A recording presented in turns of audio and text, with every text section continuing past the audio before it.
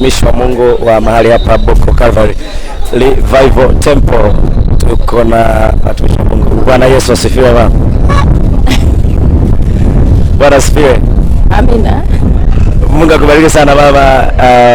Mama, mbona unacheka? Umefurahi nini? Yaani nimefurahi leo kwa sababu siku ya leo ni siku ya pekee sana. Mungu ameifanya kwa sababu amewainua CMF ambao ni waume. Tunamshukuru Mungu kutuokolea wanaume wazuri kwanza.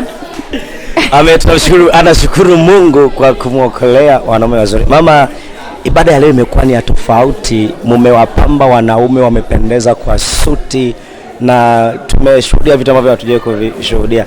Pengine unahisi siri ya mafanikio yao ni nini hasa kilichoko nyuma?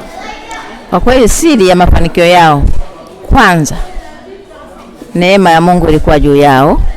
Mungu amewachilia neema ya kuwafahamisha siri ya kujitambua kwamba wao wametokana na Mungu. Sasa Mungu huyo akawafanikisha kuwavisha, kuwapa neema ya kushangilia na kufurahia kutumika mbele ya madhabahu yake. Amen. Katika vitu ambavyo vilikuwa vipo katika ratiba na wamevifanya vilikuwa ni vingi. Wewe ni kipi ambacho hasa kimekugusa ukasema hawa ndio wanaume watumishi wa Kristo? Kwanza kilichonigusa kwanza ile kujipenda kwanza kwa mavazi yao, yamempa Mungu utukufu.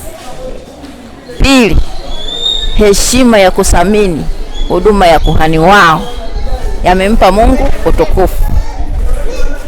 Amekupendeza na kuthamini utumishi wa kuhani wetu kwa maana ya mchungaji kiongozi Zakaria Shila, kwake mama vimempa utukufu. Mama, sasa sherehe hii inatoa funzo gani kwa wanawake wa mahali hapa? Sherehe hii imetoa funzo kwa wanawake wa mahali hapa, funzo kubwa. Wanaume wametuonyesha kwamba huyu Mungu anastahili kuheshimiwa na kuabudiwa katika uzuri na utakatifu.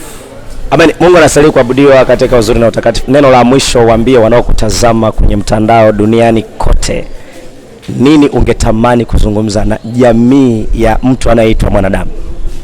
Kwa kweli wanadamu walioumbwa na Mungu hapa duniani, tutambue kwamba sisi ni asili ya Mungu, maana Mungu ametufanya tuwepo duniani, ametuumba akatupulizia pumzi yake ya uhai.